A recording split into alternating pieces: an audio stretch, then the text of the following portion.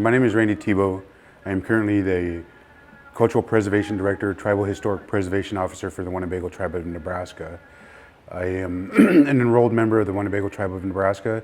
My father is Randy Tebow Sr. His parents were Louis and Rachel Sun Tebow. My mom is Ponca and Lakota Rosebud Sioux.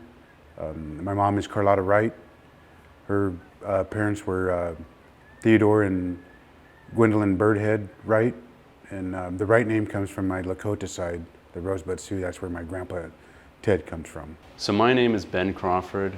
I'm the curator and NAGPRA assistant here at the Angel Decora Museum. I grew up just outside of Minneapolis in Deep Haven, Minnesota, and I went to college at Beloit, Wisconsin. There I studied anthropology, history, and museum studies. And that's actually where my interest in indigenous history really developed. So before that, I've been interested in world history and US history, but the history of the First Nations is really not touched on in a lot of public school books. So when I went to Beloit, I was surrounded by all these native mounds, and some were conical mounds, some were effigy mounds. And really every day I would walk by these, and it just spurred my interest in understanding the history of the First Nations here. My name is Ganga, water spirit woman. I was given that name from one of my elders, and after she had passed away, her sister had requested for me to have that name. I was given that name at the age of 2, and that was during the time I was baptized into the Native American Church. And Pete Rave was the one that gave me my Indian name in a Native American church ceremony. I am a member of the Chakshep clan, Eagle clan, so I do carry a water spirit name. Currently the Cultural Preservation Director, Tribal Historic Preservation Officer for the Winnebago Tribe of Nebraska. That job entails preserving the culture of the tribe, which is reawakening our traditional ways, our traditional life ways, being entrusted with learning these ways and bringing them back to our community, to our youngsters, to our elders, to interact with our elders, to learn these things, to pass them on and to preserve these for our younger generations. The Tribal Historic Preservation Officer side of it is I consult with federal agencies regarding undertakings that might affect cultural resources, sites, burial sites, religious, spiritual sites for the tribe, and to protect them so they're not destroyed. So that way, with these things, we can be able to relearn again, reawaken, and bring back to our children and to our families, so we can bring that culture back. I also do a lot of the NAGPRA. If there's items of significance to the tribe, culturally, patrimonially, we try to bring these things back to the tribe so we can educate our children on, and our adults, our elders, to be able to reawaken that culture. So as curator, I'm really working to preserve the objects that the tribe has that represent its physical past. So I'm working to make sure that the objects don't decay, that bugs don't get to them, and at the same time I'm working to expose them to the public, and whether that's here in the gallery floor or bringing them to the local school or the senior citizen center or posting photographs and documents and artifacts online. And I also work as the NAGPRA assistant. Really helps tribes to get back sacred artifacts and objects. So what we do is we go through the catalog information of big museums and ensure that they don't have any objects that they shouldn't. Right now we're in a big fight with the Field Museum, and we're going for a Medicine Man's Bowl that's there currently. I'm actually in the process of trying to get some objects back from one of my former college instructors at my college. And NAGPRA is big because it really empowers tribes to bring their own history back and really restart that, that native knowledge and the traditional process. And as someone who isn't part of the tribe, it's really a great honor that I've gotten the opportunity to work for the tribe and within this museum. I had a lady at the public school who wasn't part of the tribe. She was talking to me the other day, and she said, well, we came here after all the treaties, so we didn't have anything to do with that. And I didn't tell it to her at the time, but later I was just thinking, you know, everyone who's not part of a First Nation who's in America is on land that was owned by First Nations. So really all of us who aren't part of a tribe have a debt we can never repay, that we grew up here. I spent 24 years of my life on land that was owned by a variety of tribes. So this opportunity to work here at the Angel Decora Museum has really granted me an opportunity to educate myself and others about the really deep Native American history that doesn't necessarily make it into today's college textbooks. My title is the NAGPRA Assistant and the THPO, the Tribal Historic Preservation Officer trainee.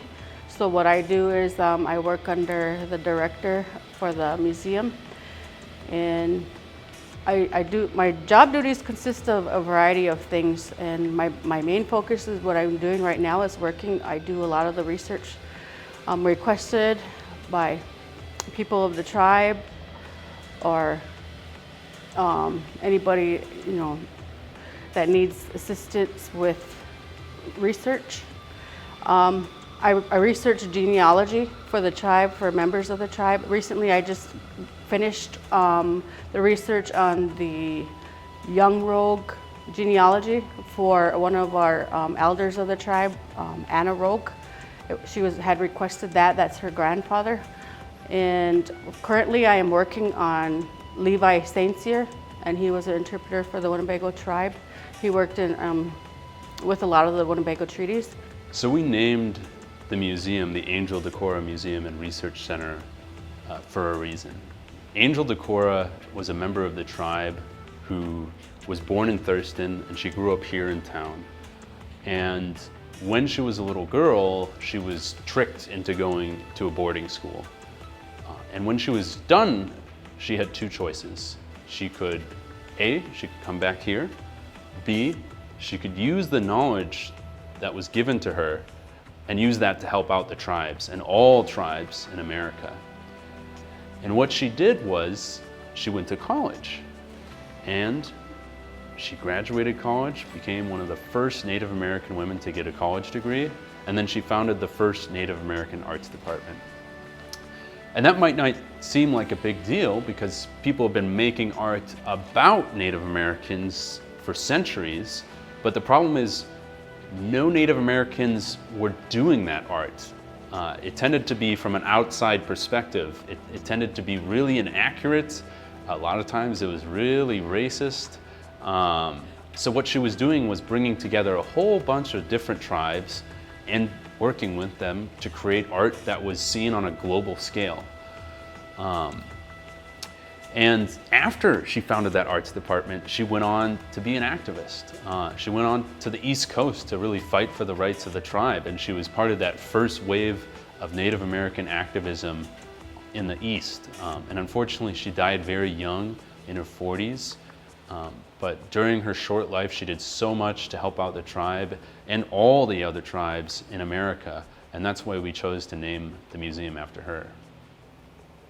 I believe the museum is important because it teaches our tribe as well as our younger people who we are, where we come from, and it's good to see in every every object has a story behind it, and every story can be told, and it's good for the children to see a visual. I think they can learn a lot by it. And then having everything here is kind of like having our ancestors here with us, and that's how I like to, I think of it. We have a mix of artwork, artifacts, and information, as well as a large archive of family information, birth and death certificates, BIA records. So really, there's something for everybody. If you're part of the tribe and you're looking to know more about your family's history, you can come here. We can lend you the help you need to find out maybe who you're distantly related to, maybe see if we have some old photos of your family members. If you're not part of the tribe and you want to know more, you can come down here and we offer tours weekdays 9 to 4. You can come on in, see artifacts from prehistory all the way to the present day, a mix of pottery to baskets to powwow regalia. And of course, we also are going out in the community, going to the public school, going to Educare, going to the senior center on a regular basis and bringing artifacts so that we can educate people and really enhance the knowledge that's already there. Where I'd like to see the Angel Decora Museum in 10 years now is to have its own facility. To have a state-of-the-art facility to where it's properly temperature controlled, to have our archives in a safer place, that's equipment to be able to research stuff with, to be able to have computers, to have a bigger museum floor. The biggest thing that I would like to see and the most hopeful thing I'd like to see is more artifacts on the museum floor. To be able to have a bigger diverse group of folks coming to the museum so we can get that education out there to them about the tribe. But the biggest thing is where I'd like to see is to have a facility that's in the mainstream traffic area. So that way we have that foot traffic coming through the door on a regular basis. And the other thing I'd like to see is to expand the program, the preservation program and the Angel Decora Museum to where we have more staff, doing more things, doing more technical things, doing things such as GISing, Global Imaging Position System, to be able to, preserve our sites, have a better database, and again, just more up-to-date equipment so that way we can kind of step out of the past into the future here. The advice that I would like to give to our Ho-Chunk youth is I would like for them to listen, pay attention, listen to like the elders. A lot of our elders are gone. A lot of them have stories that they tell, and I would like for them to listen to that, because that's the only way they're going to learn who they are, where they come from, and then be able to repeat those stories to their children. In this job as a Tribal Historic Preservation Officer, and also the Cultural Preservation Director, I take it selfishly, because for me, I grew up in a white foster home out in western Nebraska. I was the only brown kid for 3 counties. And for me, growing up in that environment and not having my culture, or those traditional ways until I got older, is very humbling to me. And to be able to come into this job, to fall into this position, and my previous position with the Ponca Tribe of Nebraska, I also look at it to where it's not just for me. I don't own the traditional teachings. I don't own the culture or the language. I believe it's my job to, pass it on. The things that I've learned, the things that I've researched, I pass it on. And I say it's selfish because it's something that I want to make sure that I provide for my children, something that I didn't have, and to be able to raise them with some of the traditional teachings, of the tribe, how to pray, how to offer tobacco, or how to do these things is something that fills my heart with joy to be able to give that to my children. So the biggest things that I would like to say to our youth and to the general public is to get to know who you are. Get to know your identity, where you come from, some of your traditions, because I've talked to a lot of people, some educated people, academia, and I talk about, what is your identity and what is your ethnicity? And a lot of them say, oh, I'm German. I'm like, well, what is it to be German? What is a tradition of being German? And none of them can tell me. They can tell me, I'm Swede, or I'm German, I'm Irish, or whatever, but they can't tell me, anything about their culture. And to me, that's sad, because I've been in that spot, but now I'm trying to change that by doing this job the best that I can to promote the culture, to preserve the culture, so that I can learn and also pass it on to others. I believe that, and this is what I was told from some of my grandparents, is that,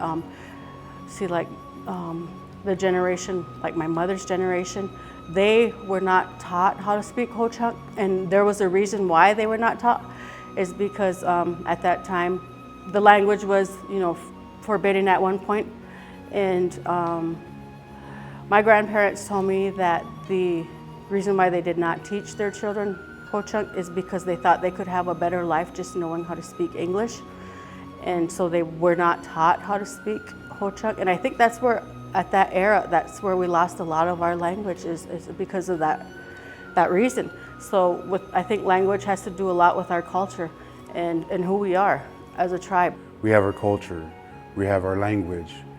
There's a lot of things that we did, our traditional ways, the way we dressed, where we lived, our ceremonies that we practice tell me what it is to be Winnebago.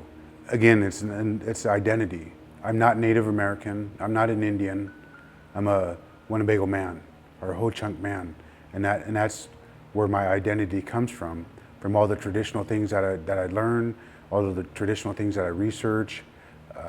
Being Winnebago is meaning that we're proud people, that we're strong people, that we are resilient people, and a lot of it is, the way we prayed, the way we had a connection to the Creator, and the things that the Creator gave us, such as the tobacco, things like that.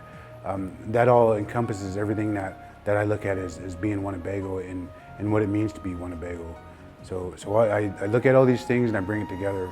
I'm not traditional by any means, but I research these things and look at them, and for me it is being a Winnebago man and being able to be a father is to pass these things down to my children, so they know and get that understanding of what it is to be Winnebago, or Ho-Chunk or Huchungara.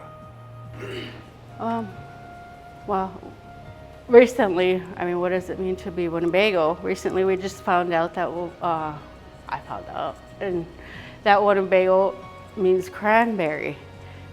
So I found that a little bit out of the ordinary, but I refer to myself as being Ho-Chunk, and growing up in Winnebago as a child, I grew up around the Native American church, and so I grew up around a lot of the ceremonies, and those ceremonies that I grew up around, I was held out in the country, and I was able to hear and witness a lot of my elders speak in Ho-Chunk, and at that time, that's all they spoke was in Ho-Chunk.